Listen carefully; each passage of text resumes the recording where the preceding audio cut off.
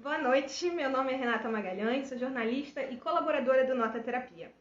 Vou começar a live de hoje com uma frase: viver é preciso, navegar não é preciso. Esse clássico do Fernando Pessoa coloca a vida como uma grande viagem pelos rios do mundo. E agora, durante a quarentena, um amigo muito querido meu e dos editores aqui do Nota Terapia trouxe uma nova interpretação para essa frase. E se esse preciso não significasse apenas uma necessidade, mas também uma medida? Nesse caso, enquanto viver seria preciso, necessário, a navegação pela vida não. Ela vai ser sempre imprecisa. Por isso que a literatura de bordo ou a literatura de viagem, um gênero que não é tão comum aqui no Brasil, acaba fascinando tanto. É envolto em muitos mistérios sobre como devemos enfrentar essa força que é a natureza desconhecida e inconstante das águas. Hoje nós vamos receber o médico Glauco Kalia, autor do livro A Corveta. Na obra, ele descreve várias das suas missões como médico de bordo do navio de assistência hospitalar Oswaldo Cruz, o NESH, da Marinha do Brasil, levando cuidados médicos até as comunidades ribeirinhas e tribos isoladas. Ele também joga luz sobre questões relevantes como a preservação da Amazônia, a questão indígena e a saúde das populações isoladas. São todos temas muito urgentes no dia de hoje. Vamos chamar o Glauco. Como é que Ei, tá, Glauco, Renato? aí, boa noite.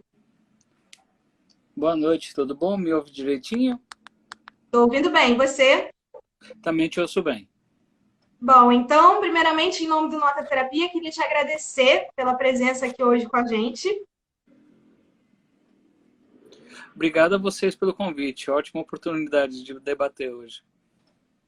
Vamos lá. Então, para começar, eu queria que você contasse um pouco para a gente sobre o seu livro A Corveta. Você relata essas experiências nas comunidades ribeirinhas nesse chamado Brasil Profundo, na Amazônia, por exemplo, a bordo desse navio de assistência hospitalar. O que você pode contar sobre a experiência e sobre esses vários Brasis que você conheceu? Putz, o livro foi escrito em 2008, no ano que eu me alistei como médico da Marinha. Quando eu fui aceito, eu consegui ser aceito na tripulação do Nacho Oswaldo Cruz, que é um dos navios mais icônicos de missão humanitária aqui no Brasil. Um navio super ativo, com mais de 40 anos de história e que faz missões médicas nos rios da Amazônia, em todos os rios praticamente. Não tem um rio que o Candiru é o apelido dele, não tenha ido. E ao participar das missões, ao ter contato com as tribos, ao realizar um tipo de medicina totalmente diferente daquela que a gente aprende na faculdade e que a gente exerce no SUS normal, no SUS das cidades, eu percebi que toda aquela experiência só podia ser, como é que eu posso dizer? Eu só podia entender o que realmente está acontecendo se eu começasse a escrever aquilo tudo, até para ter um relato daquilo e para ter uma conversa no fim do dia, lá no meu catre, super cansado, depois de passar o dia atendendo, depois de voltar de viagem de helicóptero, de barco, de tudo que a gente fazia dentro do NASH, para realmente ter uma reflexão sobre aquilo e para passar um relato para frente. Eu sempre ouvi falar dos grandes livros aí de relatos de viagens, dos homens desconhecidos, dos homens invisíveis. Eu falei, não, eles não têm que ser invisíveis. Tanto o trabalho realizado pelas tripulações dos navios, quanto as comunidades. O objetivo do livro é lançar a luz sobre isso, lançar a luz sobre essa discussão, trazer a baia da discussão indígena, quem são os índios, o que está acontecendo hoje, o que mudou aí nos últimos 500 anos desse contato deletério entre a civilização branca e a civilização indígena. O que está acontecendo na Amazônia? Ela está em perigo, ela não está? Quem são os madeireiros? Todo mundo fala o madeireiro, o caçador, mas ninguém para pensar quem é esse cara. Da onde sai o dinheiro? Aquela história, o índio desmata, o índio não desmata. E se desmata, desmata por quê? O que tem por trás? O que tem o background? Qual que é a vida de alguém que é preso, às vezes, pela polícia ambiental porque estava caçando no defesa? Ele tinha uma opção? Como é que é feito tudo isso? Então, testemunhando tudo isso, sendo médico dessas pessoas, conhecendo as chagas desses pacientes e dessas populações, toda intervenção da religião, da cultura branca, da política, da polícia, como que isso tudo impactava? Então, eu não vi outra opção senão trazer isso para a luz, trazer a discussão e fazer o livro ser uma arma e um objeto para que essa discussão venha à luz, para que a gente possa realmente mudar a situação. E outra, para falar para as pessoas, você quer trabalhar com missão humanitária, você quer fazer alguma coisa para ajudar, ou melhor, você quer se informar, existe um caminho. Sai de trás do telefone e vai. Existem milhares de coisas que você pode fazer, existem ONGs, existe a própria Marinha, Exército, Aeronáutica, FUNAI, tem muita coisa para fazer. Então, o livro é um convite a isso, é um convite a essa aventura. O objetivo dele é dizer isso existe um problema.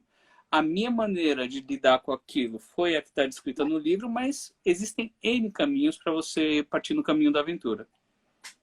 Conta um pouco pra gente como era a sua rotina, como é a rotina de quem trabalha num barco.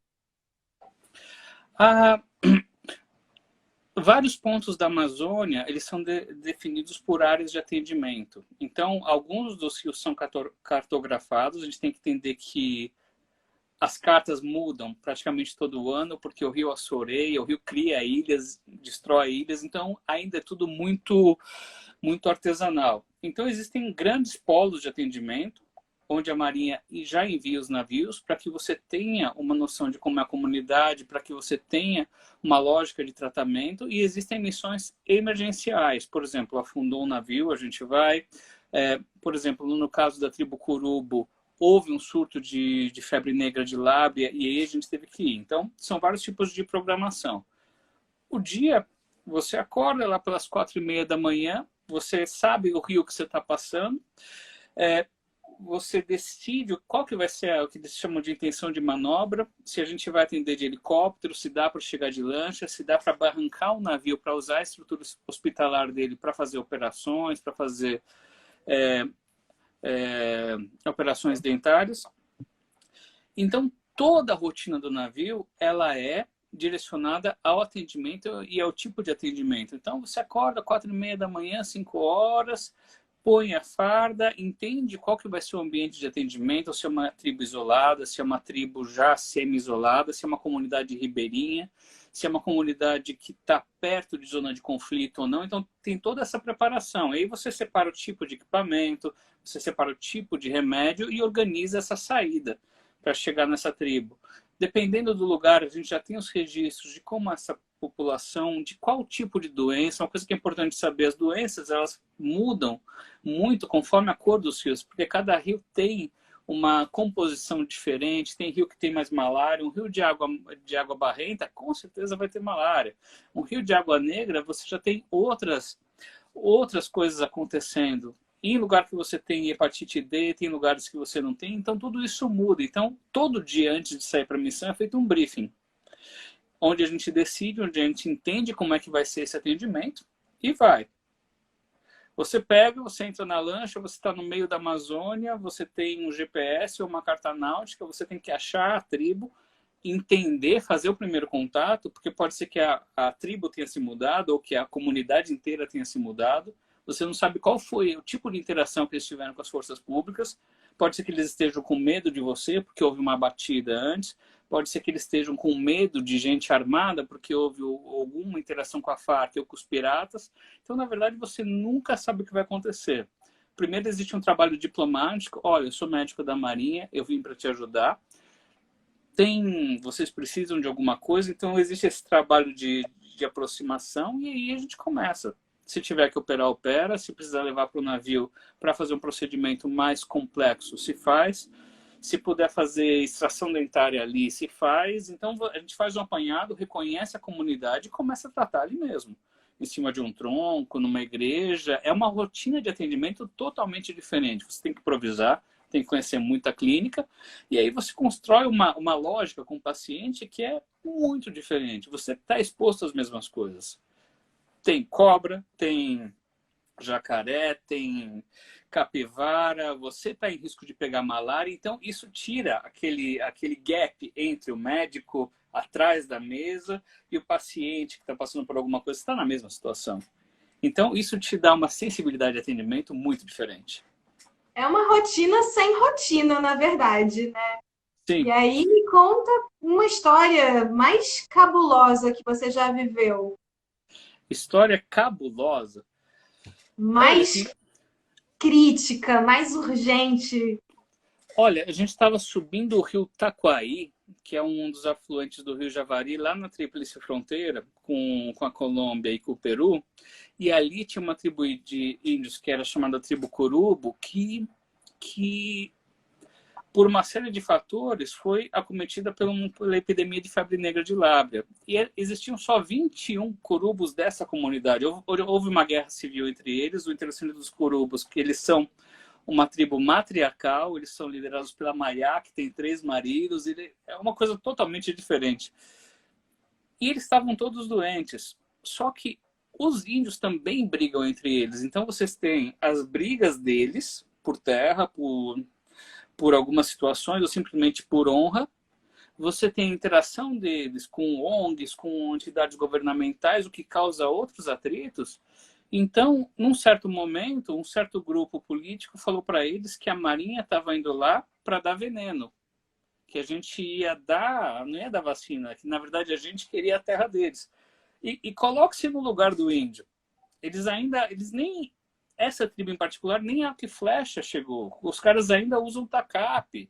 Então, capacidade de abstração, tudo isso muda demais. Eles falam uma língua que é um tronco do dialeto pamo. Ninguém aprendeu curubo ainda. Então, era uma situação muito complexa. A gente chegou em Atalaia do Norte, cercaram um navio, falando que a gente tinha pego dinheiro da FUNAI. Então, a gente entendeu que ia ser um tipo de atendimento mais complexo.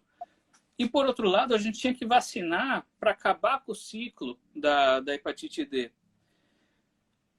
Aí você começa a pensar, você começa a estudar antropologia, o que você vai fazer, você pega um pouquinho de gramática maioruna que talvez você tenha aprendido, então você vai pensando no que tem que fazer.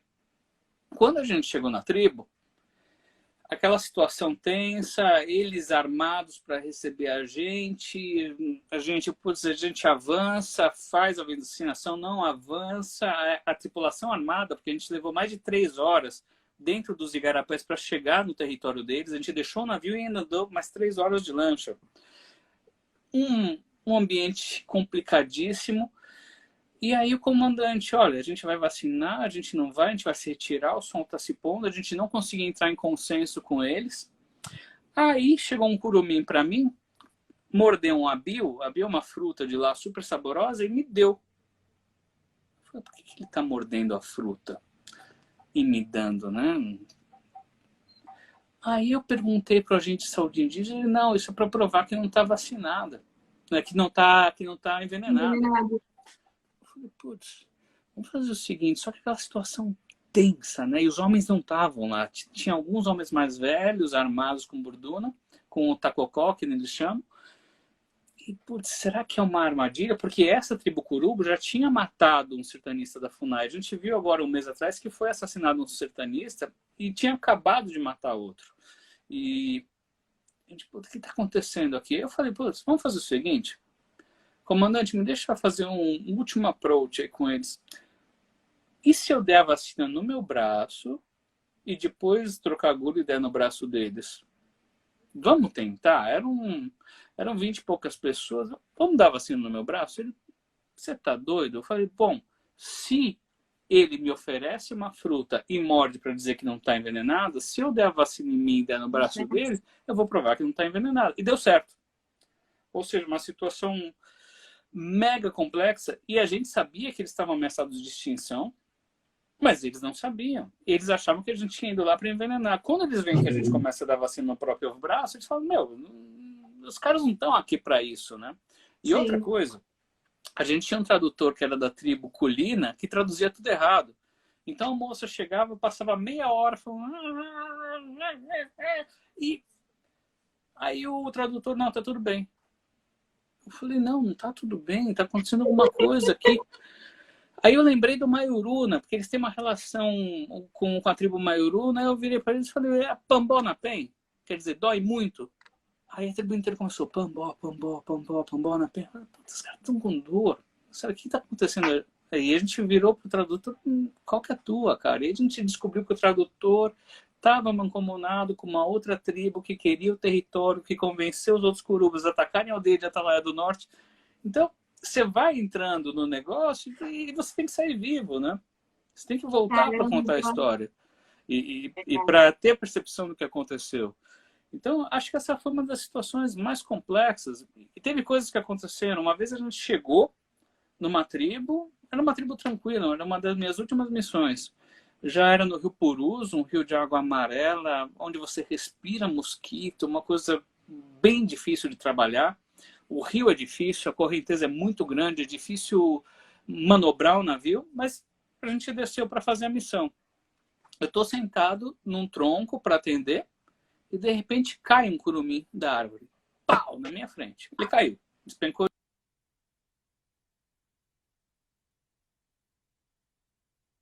o fêmur, né? E por coincidência, um comandante estava se deslocando de Manaus para um outro navio e parou no nosso navio para reabastecer com a aeronave dele, com o helicóptero. Eu cheguei doido no navio. Falei, nossa, a criança quebrou a perna. Aí o comandante, cara, mas não tem teto para voar. Tá muito difícil voar para Manaus. Está fechado. Aí o comandante, o que vai acontecer se a gente não remover? Eu falei, a criança tem uma fratura de fêmur, vai morrer. Aí o comandante, você topa arriscar? Eu falei, topa. Vamos lá. E o lema do navio é saúde onde houver vida, né? Então a gente preparou o navio e foi. Cara, puta tempestade. Tempo fechou. E você vai aprendendo as coisas na manha, né? Eu não tinha uma formação formal em medicina aeroespacial. E uma fratura dessa, você tem que fazer o soro correr para expandir, para evitar o choque. E o soro não corria, eu não entendia por quê. A gente estava muito alto para evitar a craca, para evitar a tempestade. E aí você, pensa rápido, a pressão está caindo. Aí eu comecei a apertar o soro para vencer a pressão e fazer o soro entrar. Mas aí nisso eu desgrudei da aeronave. Nesse momento, o comandante da aeronave vira, eu bato de cabeça no vidro. Sabe, você vê a Amazônia lá embaixo. E essas coisas vão acontecendo, mas isso é o seu dia a dia. Quando a gente chegou em Manaus, a gente salvou a criança, deu tudo certo, mas aí eu virei para o comandante, seu louco, nunca mais me pede isso. Eu falei, comandante, olha o que a gente fez. E o comandante começou a chorar. Imagina aqueles caras, o militarzão de 20 anos de marinha, escola militar, o cara chorando pelo que ele fez. E isso é muito, muito legal. Você tem um sentido no que você está fazendo. Você tem um sentido de engajamento e de propósito que é uma coisa inimaginável que acontece nesses navios todo dia. Está acontecendo agora. Nesse momento, o Oswaldo Cruz está lá atendendo. Então, isso é uma coisa muito interessante. Você atende Não é comigo. como se você também tivesse escolha, né? Assim, tem que ajudar, tem que salvar. Você não teria outra escolha senão essa, né? Exatamente. Você está lá para isso. E o que ia fazer? Deixar a criança morrer? Ele jamais ia me perdoar. Jamais ia me perdoar. Não publicar o livro. Muita coragem mesmo. Na hora você nem pensa. pensa. Deixa eu te perguntar. Quando a gente fala sobre viagem de barco, a primeira imagem que vem na nossa cabeça é mar. Você fez pelos rios, então você cruzou o território brasileiro. Como é que é a diferença? É menos solitário? Olha, vamos comparar isso com literatura. Enquanto a viagem de mar é Hemingway, a viagem no rio é navalha na carne, sabe? É uma coisa mais bruta. O rio tá ali. O rio tem correnteza. O pessoal fala marinheiro de água doce. Quem fala isso nunca navegou no rio. O rio tem tora. O tempo todo você está na tensão. O rio tem pedra no fundo. Eu lembro, o meu camarote, ele ficava embaixo da sala de comando. Então eu dormia ouvindo o som do ecobatímetro, né? Então ele fazia tum, tum, tum. De repente apitava. Cara, vai bater. Tem lugares onde você passa com o navio que o navio simplesmente não dobra. Descem as lanchas do navio, eles amarram a proa em árvore para o navio poder fazer a curva. Então é uma coisa muito punk. Às vezes o navio bate em árvore, cai cobra no deck. Então é uma coisa muito selvagem, muito viva que acontece na navegação de rio que você não tem na navegação de mar. Na navegação de mar, você dorme meia hora. Assim, tem as tempestades que são diferentes, mas, por exemplo, rio Tapajós, rio Xingu, existe influência de maré, então você tem tempestade sim, o navio joga 30, 40 graus. Então, é muito diferente. Outra, A diferença, você para mais na margem, tá? Existe um perigo aí de outras forças, de Farc e tudo, então você está muito próximo. O rio está aqui, você está a 10 metros, já tem a copa das árvores, né? E então existe o perigo da navegação. Você sai lá fora, você respira mosquito, eles entram no seu nariz, eles entram pela orelha. É muito quente. Não, você não tem um momento que você respira e fica tranquilo no rio. Você olha para o...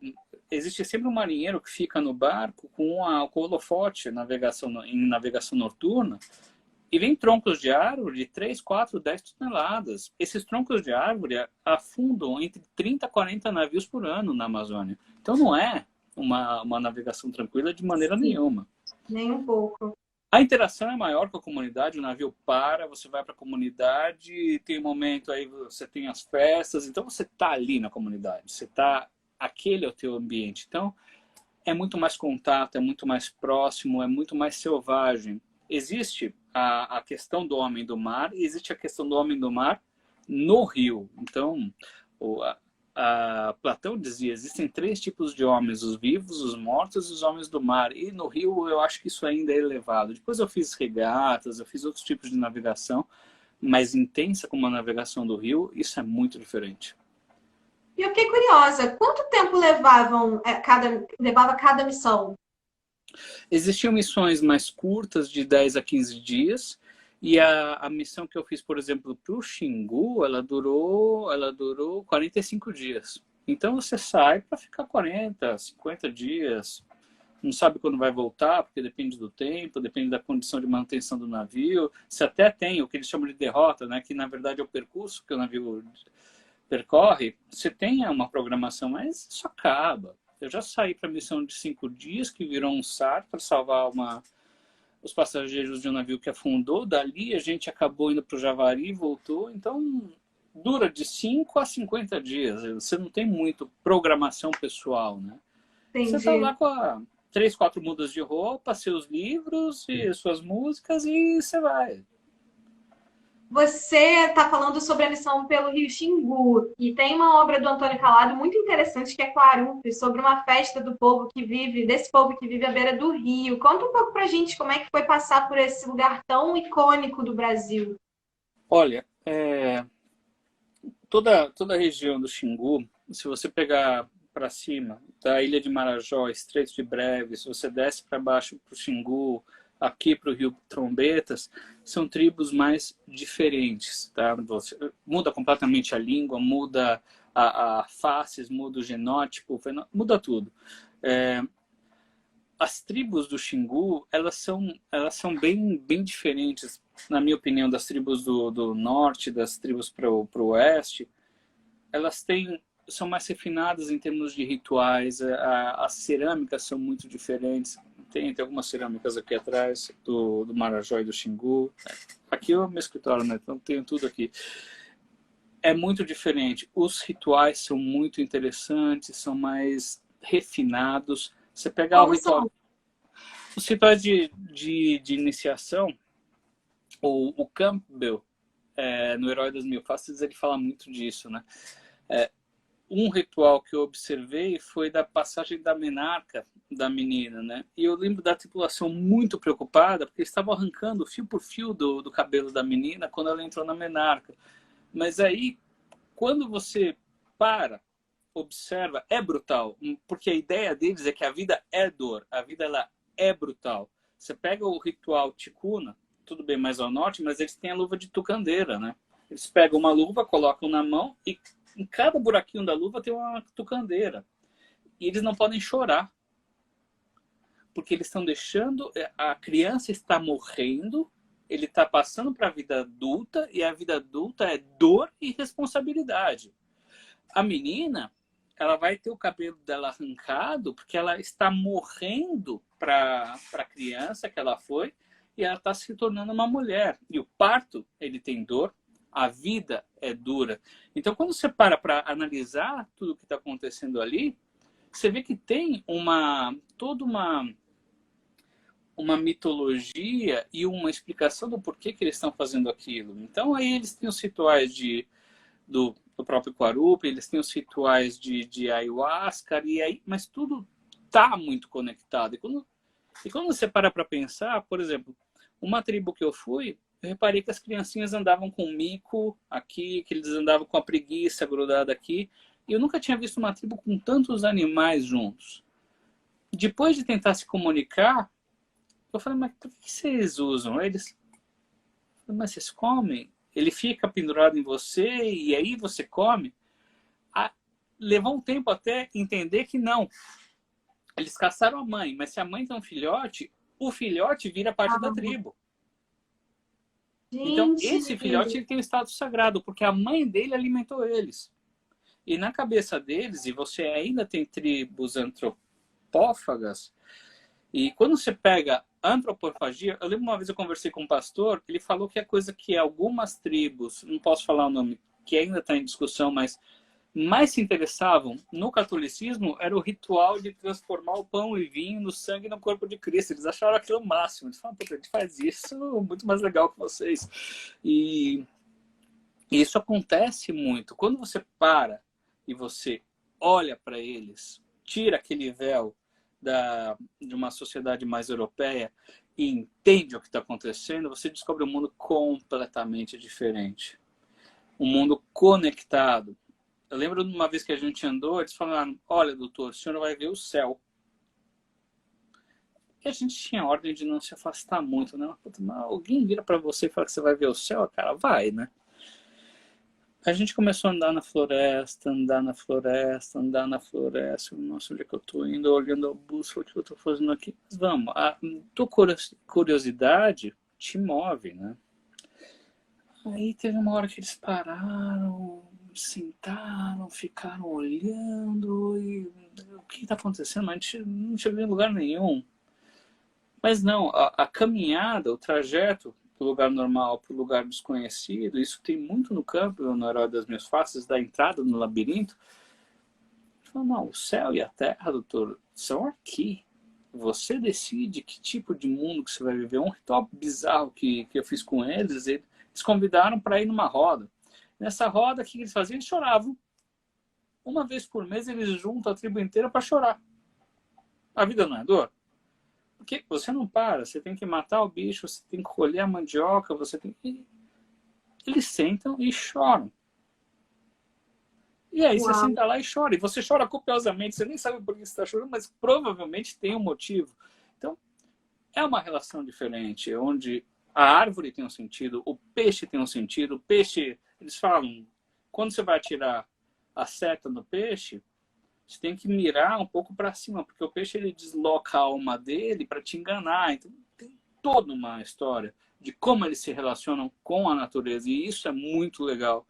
E hoje eu posso falar, eu aprendi muito mais com eles do que eles comigo. E aí vem, hoje, passado 11 anos da história que eu tenho com eles, eu não sou a favor de contato. Eu acho que eles têm que ficar onde eles estão e a gente não tem muito o que aprender, não. Tem coisas horrorosas que estão acontecendo agora.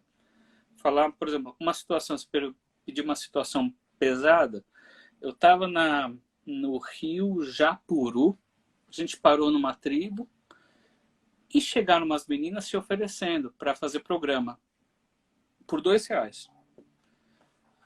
Só que você conhece os rituais deles, você vê que o sexo não é uma coisa de tabu, pelo contrário. Eu perguntei, mas por que você está cobrando? Ah, porque eu tenho que comprar roupa. Pô, por que você tem que comprar roupa? Ah, porque o pastor me explicou que andar pelado é pecado. Aí você para pensar o estrago que você está fazendo na vida deles. Eu, depois de tantos anos, eu não achei um meio termo para isso. Eu acho que até a gente descobrir, deixa eles em paz. Porque imagina, eu vou me prostituir porque andar pelado é pecado. Cara. Da mesma forma que também a gente não pode olhar para esses rituais com uma cabeça de sociedade ocidental, branco, porque não vai fazer sentido para a gente, né? Entender que é uma coisa deles. Agora, Glauco, deixa eu te fazer uma pergunta. Você falou que durante as suas viagens você tinha companhia dos seus livros e das suas músicas. E o seu livro, ele tem uma série de epígrafes de grandes clássicos, desde João Cabral de Melo Neto, passando por canções até dos Los Hermanos e Metallica. Como é que você pensa que essas outras obras podem inspirar, ser referência ou até trilha sonora para uma viagem como a que você faz, o que você fez? Olha, o primeiro livro que eu li na minha vida, que eu me lembro, eu devia ter uns 6 anos, foi Caninos Brancos, do Jack London. Então, eu vim de uma família muito diferente, que sempre falou das grandes viagens. O meu filme preferido era Tenda Vermelha, que conta a história do desastre do dirigível Itália. Minha literatura sempre foi uma literatura de viagem. Polo Sul, do Ronald Amundsen, a história do Shackleton, Mar Cruel, do Nicolas Montserrat. Então, eu sempre gostei disso. Eu sempre me apaixonei pelo rito da aventura. Durante a faculdade, estudando antropologia, eu comecei a ler muito Campbell. Aí eu fui para Carl Gustav Jung, estudando os mitos, o inconsciente coletivo. E aí eu comecei a pensar, não, eu tenho que viajar. Eu sempre amei música. E eu lembro que eu estava lendo o livro do Amir Klink no último ano da faculdade. Eu falei, não é o SUS, não é isso que eu quero. Tá todo mundo me guiando para isso. Você vai fazer faculdade, casar, se reproduzir, morrer. Eu falei, não é para mim. Eu não passei minha vida inteira lendo isso para não exercer isso. Senão foi tudo uma falácia. E eu estava lendo um livro do Amir. Essa passagem está no Mar Sem Fim. Está até no meu livro. Tem uma parte que ele fala, cara, todo mundo é doutor e mestre do que nunca viu. Por que você não larga o que você está fazendo e vai viver essa aventura para você poder pelo menos ter bagagem para discutir os assuntos? E eu era líder estudantil na época, sabe, cheio de verdade. Não, isso é assim, eu vou dominar o mundo assim, eu vou mudar as coisas, eu vou invadir a reitoria. E de repente, faltava, eu não tinha substância para discutir as coisas. E aí, eu li essa passagem no mesmo dia, eu tava num barzinho na Faculdade de Medicina de Taubaté e tocou aquela música do engenheiro do Havaí, Highway, e ele fala, quando eu dormia, vivia na cidade, eu tinha de tudo, tinha tudo ao meu redor, mas eu me sentia que algo me faltava e à noite que algo me faltava e eu acordava empapado de suor. Não, eu tenho que ir. Nesse dia apareceu um pessoal da Marinha recrutando na faculdade. Eu levantei a mão, falei, se eu me alistar, eu vou para a Amazônia? Aí o cara falou, olha, se você for mal na prova, sim, né? Porque na Amazônia... Eu falei, não. Se eu me alistar, eu vou para a Amazônia? Cara, vai. Se você colocar o nome ali, você passa na prova física, só que eu era um baita no sedentário. Você passa na prova física e vai. E teve todo um processo, passei nas provas, tudo, e foi. Chegando lá, eles falavam, olha, o pessoal que vai melhor nas provas de classificação, Marinha tem muito isso, você ganha uma nota e aí tudo depende daquela nota. Olha, os piores vão para o navio, porque a carga horária é muito pesada. Quem ficava em Manaus no ambulatório fazia meio período, embarcava de vez em quando, e o navio você não para. Você está ali para o navio. Eu fiquei 260 dias dentro do navio, navegando. 270, na verdade. E a música, ela linka tudo isso. Todo dia, quando você acorda, aquilo que eu contei, quando eles fazem o bom dia, alguém vai no fonoclano e fala, ó, dia tal, a gente está navegando no Rio Javari, a gente vai fazer um atendimento na tribo Curubo, o almoço vai ser carne com legume, o jantar vai ser carne com legume de novo, e o café da manhã também vai ser carne com legume, então aquela coisa de navio. E no final você bota uma música, né? E a música tem muito a ver com o que vai acontecer, né? E você sabe quem que está fazendo o bom dia pela música que a pessoa coloca, né? Então a música te ajuda a conectar as coisas, a música te põe no espírito. Então você está lá ouvindo Metallica, montando o seu equipamento, porque você vai fazer uma coisa muito, muito da hora.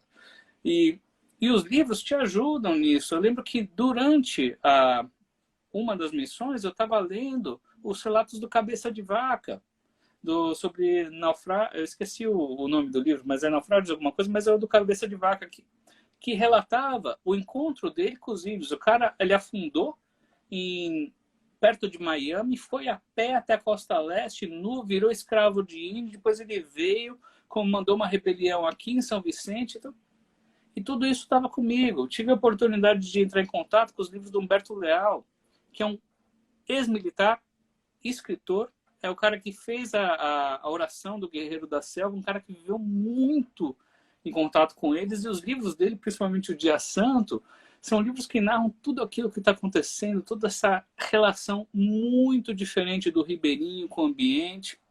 Então, tudo isso formou minha personalidade. E quando eu lia, eu estava junto com a Mudsen, eu estava junto com o Jacques Cousteau.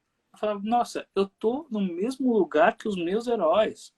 Com Hemingway, todos eles, o que linka eles. Jack London, ele era um comandante de navio. Conrad também era um comandante de navio. Eu tive a oportunidade de ler No Coração das Trevas durante as minhas viagens. Então, tudo isso te traduz, tudo isso te ajuda. A literatura e a música têm um papel muito importante para dizer onde você está, para te aconselhar. Então, isso era muito Inclusive, legal. na biografia do Amir, dá para perceber que essa experiência do barco é fundamental para uma formação de ética, de vida dele. De um lado, essa disciplina para conseguir dar conta de todas essas dificuldades, do outro, a necessidade de desenvolver esse respeito pelo mar, pela natureza. E a gente já te perguntou o que você aprendeu viajando. Eu queria saber o que você aprende pessoalmente com essas experiências. Olha, isso é muito legal. O Amir, ele tem um livro chamado Linha d'Água, onde ele traça muitas linhas do aprendizado dele da história naval com os negócios e com ele como pessoa mesmo. E hoje, o que eu trago? É engraçado. Você perguntar para o meu pai, ele fala que foi uma pessoa para a Amazônia e voltou outra completamente diferente. Engraçado, eu não me reconheço muito no antes e pós-Amazônia. O Campbell fala sobre isso como uma experiência de... Agora, hoje, eu acho que eu penso muito mais nas coisas. Hoje eu sou executivo de uma multinacional, trabalho com uma pressão gigantesca. As pessoas me perguntam, como é que você faz isso? Se você volta para o passado, uma vez numa discussão, eu virei para um cara e falei, meu, se você não der um tiro ou não mandar flechada, você não vai me assustar com esse papo. Então, te deixa mais forte. Outra coisa, você vai preparado. Eu nunca saía para uma missão despreparado. São coisas pequenas, mas você traduz para uma reunião corporativa, eu vou estudar antes da reunião, eu vou entender o processo. Hoje eu trabalho com sistemas de saúde globais. Eu tenho que entender o que o indiano pensa da relação corpo-saúde. Eu tenho que entender o que o chinês entende como saúde. Não vai me pedir para implementar um programa de combate ao fumo na China, sendo que eu sei que a medicina chinesa não entende o fumo como problema. É o que você falou, é levar aquela cabeça europeia, e isso me mudou demais. Eu consigo entender, pelo menos eu tento, não digo que eu tenho sucesso todas as vezes, mas de ter mais empatia, de entender a situação dos outros. Hoje eu sou um cara que, quando eu visito um país, eu vou no chão da fábrica, eu vou conversar com o funcionário para entender o que está acontecendo na vida dele. E você descobre coisas maravilhosas. Lembra que a gente falou do link entre o médico de missão humanitária e o paciente de missão humanitária? Isso é uma coisa que eu levei para sempre. Eu sou um médico diferente hoje. Por causa dessa experiência. Para o seu dia. E saber trabalhar nesse nosso tipo de selva também, né? Sim. Glauco, foi incrível. Assim, eu acho que essa live poderia durar 3 horas ou mais, porque você tem muitas histórias e eu tenho certeza que quem está assistindo a gente, quem ainda vai assistir, vai querer mais detalhes sobre isso. Então, como é que as pessoas conseguem o seu livro? Olha, a gente está ajudando a campanha Track for Kids, então agora, a gente vai bater um papo com a Petrina mais para frente, vocês adquirindo o livro com ela, isso vai para uma conta especial, onde a nossa corporação ainda coloca mais 100% do valor. Fora isso, Livraria Zácara, gente, o melhor livraria de São Paulo, crise com a Cris e o Lu, sabe, um lugar maravilhoso. Se vocês quiserem saber o que está acontecendo no meio literário, se vocês quiserem bater um papo absurdamente bom, é lá que vocês têm que ir. Não estando em São Paulo, não comprando o livro com a Petrina agora, e em qualquer lugar tem, Saraiva, Cultura, Amazon, mas adquirindo o livro com a Petrina agora, vocês têm a chance de ajudar no programa. É isso, exatamente. A gente vai chamar ela para falar sobre esse programa tão importante da GSK, que é onde o Glauco trabalha, a Petrina trabalha para ele. E, Glauco, muito obrigada. Eu vou chamar ela agora. Foi incrível. E parabéns por esse trabalho tão bonito que você fez. Obrigado a você pela oportunidade, Renata. Valeu. Realmente, se a gente ficar aqui, a gente fica 3 horas, mas eu acho que o livro Passou ele vai dar. voando. Eu queria continuar. Quem sabe a gente faz em parte 2, hein? Com Acho que vale a pena. certeza. Obrigada, Glauco. Vou chamar a Petrina agora. Tá bom.